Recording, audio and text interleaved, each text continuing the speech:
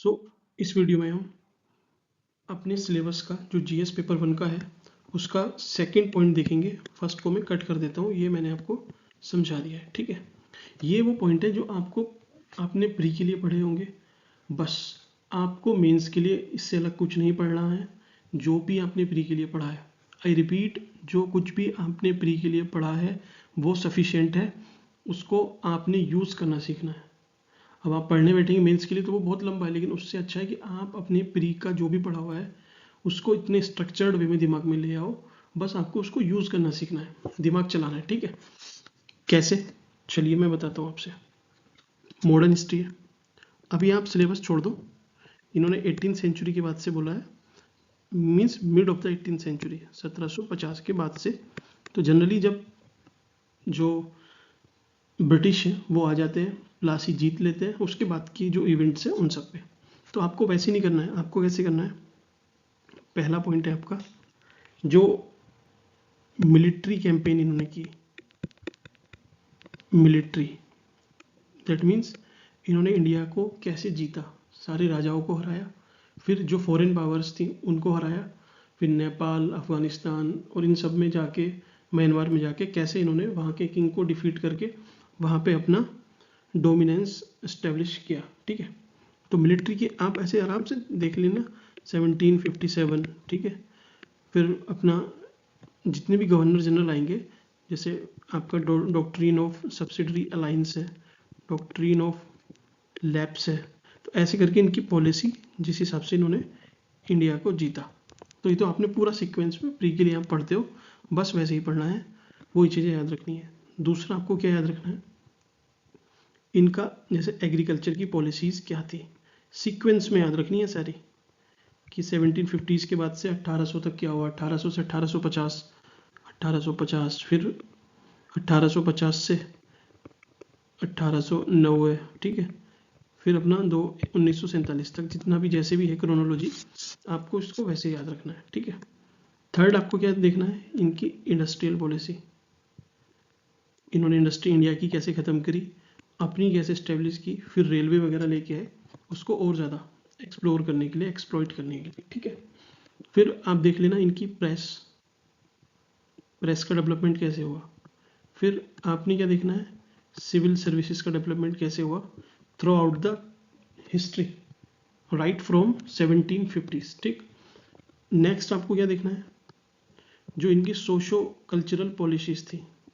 जैसे मैं आपको एग्जांपल देता हूँ, 1 सेकेंड, स्पेस का प्रॉब्लम है, चलिए इधर मैं ड्रॉ कर देता हूँ।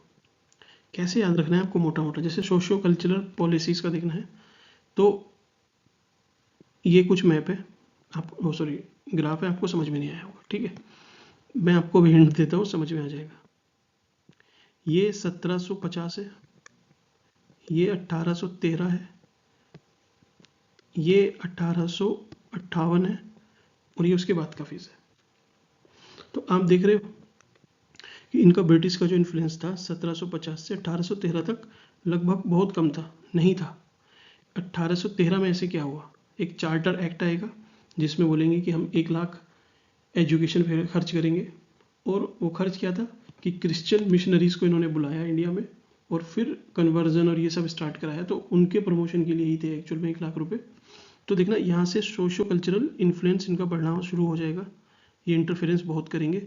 इवन देखिए इसी फेज़ में आप देखना कि जो सती है वो बैन हो जाएगी 1829 में, बेंटिक वगैरह आएंगे, चाइल्ड मैरिज के लिए कुछ लॉ लेके आएंगे, विडो रीमैरिज के लिए लॉ लेके आएंगे, ठीक है।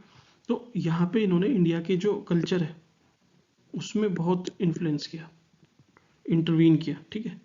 अब क्योंकि 1857 की यहाँ पे क्रांति हो गई, क्रांति के बाद ये फिर से इन्होंने डिसाइड किया कि नहीं भाई हम कल्चरली कम इंटरफेयर करेंगे, उसके बाद इन्होंने कोई या फिर लेस इंटरफेयर किया। तो बस ये आपको ऐसे डायग्राम से समझ लेना है, क्रोनोलॉजी आपने समझ ली, इवेंट आप याद रखते जाना, तो ऐसे आपको तैयार करना है, ठीक है। तो मेन मोटो क्या है आपका, मैं आपसे बोल रहा हूँ आपने ये सब तैयार कर लिया, ठीक। ऐसे जो प्री का पढ़ा है बस वो क्रोनोलॉजी में उसको सारे बिखरे हुए डेटा को इकट्ठा कर लिया, एक पेपर पे लिख लो, 2 पेपर पे लिख लो, कोई इशू नहीं।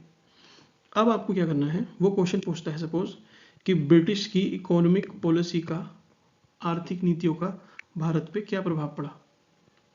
तो आपने क्या करना है कि अच्छा जो स्ट्रक्चर मैंने पढ़ा था एग्रीकल्चर, तो एग्रीकल्चर पे लिख दो, इंडस्ट्री, इंडस्ट्री पे लिख दो, एक इसमें फिनेंस भी आ जाएगा बाद में, फिनेंस पे लिख देना, और बस बाद में जाके कंक्लूड कर देना, क्योंकि एग्रीकल्चर की भी आप 1-2 पॉइंट दोगे, इंडस्ट्री के 2-3 पॉइंट दोगे, फिर फिनेंशियल जो भी इन्होंने रेलवे वगैरह का डेवलपमेंट किया उसके पॉइंट दोगे, तो उससे आपका आंसर ईजिली स्ट्रक्चर्ड हो जाएगा, याद हो जाएगा। वो अगर डायरेक्ट पूछ ले कि ब्रिटिश पॉलिसी का प्रेस पे क्या इम्पैक्ट पड़ा, तो देखिए आपने प्रेस का तो पढ़ा ही है, तो बस इसको लिख देना।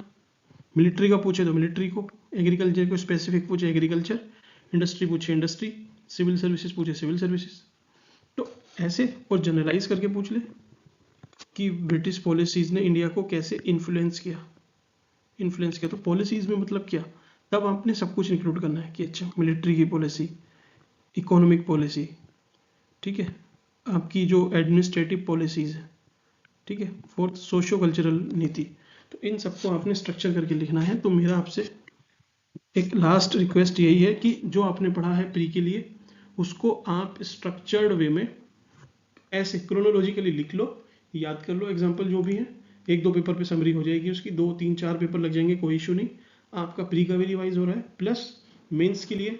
अब इसके बाद जो आपको आंसर प्रैक्टिस करने होंगे, मीन्स जो भी क्वेश्चन पूछेगा उसको हमें लिखना कैसे है, इन्हीं सब फैक्ट से, लिमिटेड फैक्ट से मोल्ड करके कैसे लिखना है वो मैं आपको बता दूंगा, आपका काम हो जाएगा। देखिए इसको मैं इसलिए नहीं पढ़ा रहा हूँ, पढ़ा मैं भी सकता हूँ, लेकिन आपका टाइम फालतू में खराब हो जाएगा, क्योंकि जो आपने पढ़ा हुआ है लगभग वही है, ये कुछ चेंज होने वाली नहीं है, पर्सपेक्टिव का गेम है, पर्सपेक्टिव में आपको समझा दूंगा, जैसे सोशियो कल्चरल का था ऐसे ही सबका है, लेकिन ये आपने खुद से करना है, ये मैंने अभी आपको पहले कराया। तो अभी हम क्या ना ऐसे क्रोनोलॉजी में सब सारे डिस्कस करते हैं कि कैसे कैसे करना है, मैं आपको क्या क्या कराऊंगा, ये आपको मुझसे क्या चीज़ इसमें से चाहिए वो आप मुझे बताना, ठीक है। So thank you.